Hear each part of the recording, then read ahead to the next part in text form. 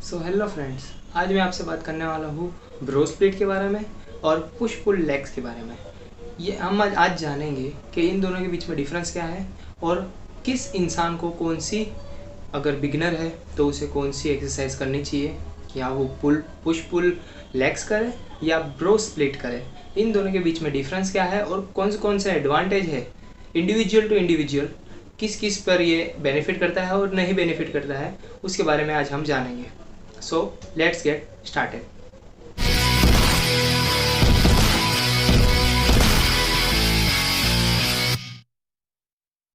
पहले हम bro split के बारे में जान लेते हैं।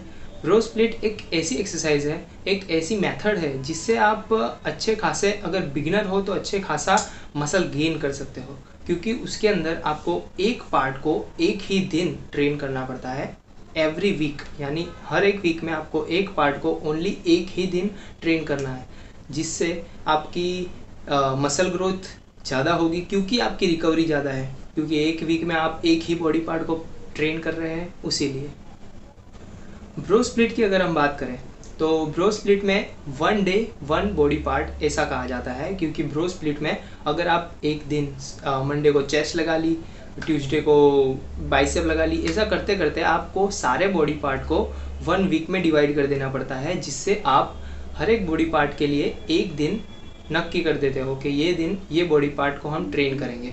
इसे ही कहते हैं ब्रो स्प्लिट। अगर पुश पुल लेग की बात की जाए तो पुश पुल लेग में आप 3 दिन ट्रेनिंग करते हैं। पहले दिन पुश, दूसरे दिन पुल और तीसरे दिन लेग्स, और चौथे दिन आपका रेस्ट होता है। 5वें दिन वापस से पुश पुल लेग ऐसी एक्सरसाइज की जाती है, जिससे ये रहता है आपका पूरे वीक का शेड्यूल पुश पुल लेग में।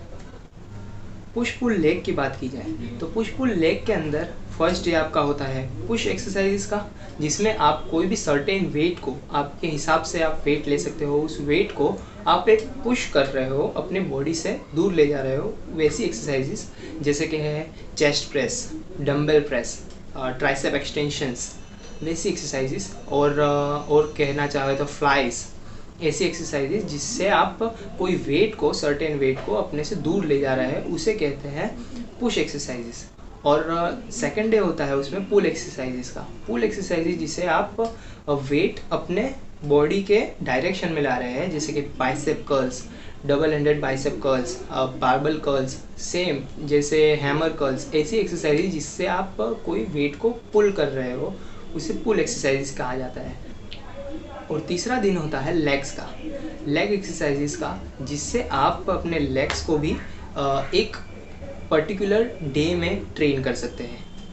ब्रो स्प्लिट और पुश पुल लेग के बारे में अगर डिफरेंस किया जाए तो पुश पुल लेग के अंदर आपको रिकवरी रेट बहुत ही कम होता है, और ब्रो स्प्लिट में आपको रिकवरी रेट बहुत ही ज़्यादा है, क्योंकि आपको एक वीक में एक ही बॉडी पार्ट को एक दिन ही ट्रेन करना होता है। उसीलिए आपको रिकवरी रेट ज़्यादा होता है, रिकवरी का टाइम ज़्यादा मिल जाता है, और वहीं पुश पुल लेग्स में आपको रिकवरी का टाइम ज़्यादा नहीं मिलता।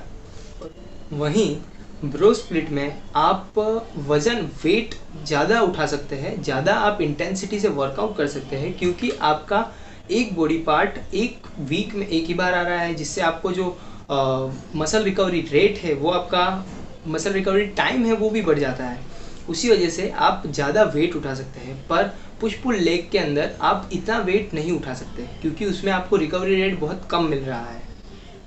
ब्रो स्प्लिट में आपको अगर कोई एक फेवरेट आपका बॉडी पार्ट की एक्सरसाइजेस है, जैसे किसी को बाइसेप कर्ल्स करने में ज़्यादा इंटेंसिटी आती है या उनको पसंद है, फेवरेट एक्सरसाइज है उनकी, और चेस्ट करने में इतनी नहीं आती, तो किसी को चेस्ट करने में ज़्यादा फेवरेट एक्सरसाइज लगती है, तो वैसे लोगों को ब्रो स्प्लिट के अंदर एक ही दिन मिलता है उनकी फेवरेट एक्सरसाइज करने में, जिससे वो इंटेंसिटी इतनी नहीं डाल सकते, वो होता है। और अगर पुश पुल लेग्स की बात की जाए तो पुश पुल लेग में आपके फेवरेट पार्ट की एक्सरसाइजेस 2 बार आती है, या 2 से ज़्यादा बार भी आ सकती है, जिससे आपको उस पार्ट की इंटेंसिटी को बढ़ाने में, यानी कि वर्कआउट में इंटेंसिटी लाने के लिए ज़्यादा मेहनत नहीं करनी पड़ती है, उसको आप एंजॉय करते हो वर्कआउट को।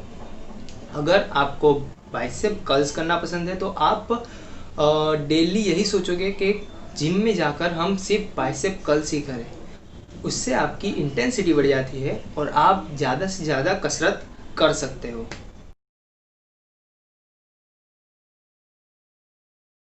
ब्रो स्प्लिट और पुश पुल लेग्स में प्रोटीन सिंथेसिस का भी एक बहुत ही बड़ा रोल होता है। अगर प्रोटीन सिंथेसिस की बात की जाए तो जब आप एक एक्सरसाइज करते हैं तो एक्सरसाइज करने के बाद अपनी बॉडी उस बॉडी पार्ट के तरफ जो डैमेज हो चुकी है एक्सरसाइज के दौरान उसे रिकवर करने के लिए एमिनो एसिड्स भेजती है। इस प्रोसेस को कहा जाता है प्रोटीन सिंथेसिस, और उसीलिए प्रोटीन सिंथेसिस के कारण हमारी बॉडी पार्ट ज़्यादा रिकवर हो पाते हैं और ज़्यादा उनमें स्ट्रेंथ आ सकती है। उसीलिए अगर आप ब्रो स्प्लिट में देखा जाए तो प्रोटीन सिंथेसिस का टॉप हिट करने में आपको सिर्फ एक ही दिन मिलता है, क्योंकि आप एक बॉडी पार्ट को सिर्फ एक ही दिन ट्रेन कर रहे हो।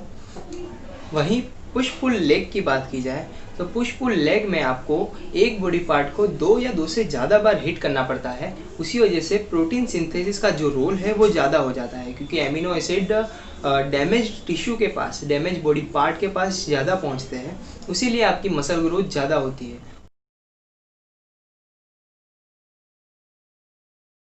आप कभी भी अपने जिम में स्टार्टिंग में अगर एक बिगिनर हो तो आपको कोई भी ट्रेनर पहले ब्रो स्प्लिट की मेथड ही देगा। वो आपका ऐसा शेड्यूल बनाएगा कि जिससे आपको 1 बॉडी पार्ट 1 वीक में एक ही डे को एक्सरसाइज करनी होगी आपको। ऐसे ही आपका शेड्यूल बनाया जाएगा। और अगर हम पुश पुल लेग की बात की जाए तो ये पुश पुल लेग ज़्यादातर उस इंसान के लिए काम आता है कि जो इंसान इंटरमीडिएट है, या ज़्यादातर इसके इफ़ेक्ट्स उसमें देखे गए हैं जो अच्छे एथलीट हैं, जिनको 2-3 साल हो चुके हैं इस गेम में आकर, इस मसल बिल्डिंग में एक्सरसाइज करते करते, और उनका मसल इतना ग्रोथ है अच्छा, उसे ब्रो स्प्लिट इतनी इफ़ेक्टिव तो नहीं होती है। पर अगर हम पुश पुल लेग की बात की जाए तो पुश पुल लेग उनके अंदर अच्छे खासे मसल ग्रोथ कर सकती है। सो ओके गाइस, अगर आपको ये वीडियो पसंद आया हो, अगर नवा कुछ जानने मिला हो इस वीडियो से, तो आप इस वीडियो को लाइक कर सकते हैं, सब्सक्राइब कर दीजिएगा मेरे आयुर्वेदिक चैनल को, और बेल आइकन है उसे हिट कर दीजिए, जिससे आपको मेरे नए वीडियोस की नोटिफिकेशन आती रहे। Thank you.